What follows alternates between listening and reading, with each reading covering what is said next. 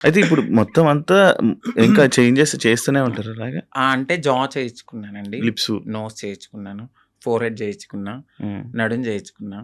హ్మ్. ఇంకా fully female లాగానే అన్నీ చేయించేసుకున్నాను. మొత్తం అన్నీ హ్మ్. చేయించేసుకున్నారు. కాదు ఇష్యూస్ రావా ఏమి? అంటే ఏం లేదు. ఇప్పుడున్న టెక్నాలజీ ప్రకారం అయితే ఎటువంటి ఇష్యూస్ అయితే లేవు. హ్మ్. హ్మ్. అది శృతి మించితే. హ్మ్. ఇప్పుడు నేను చేయించుకున్న దానికి ఓకే. హ్మ్. ఇంకా ఎక్కువ మనము ఎనస్థీషియా ఎక్కువ తీసుకొని, మన బాడీని వీక్ చేసేసుకొని, ఫుడ్ అనేది ఎక్కువ బాగా తినకుండా ఇలా ఉంటే చాలా ప్రాబ్లమ్స్ అయితే ఉంటాయి.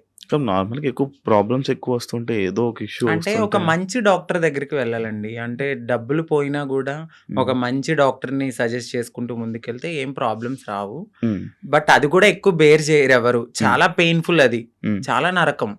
హ్మ్. తాగడానికి ఉండదు, తినడానికి ఉండదు, గాలి పీల్చడానికి ఉండదు. హ్మ్. ఇగ చెప్పలేము ఆ బాధలన్నీ. హ్మ్. ప్రియాంక నీ ఫ్రెండేనా? అవునండి. నీ మాట్లాడతారా? ఆ! మీ ఇద్దరు అనుకునే చేయించుకుంటుంటారా ఏదైనా? లేదండి. ఆ! ఆ! ఎందుకండి? అది తను చేయిస్తది. దాని తర్వాత మళ్ళీ మీరు చేయించుకుంటారా?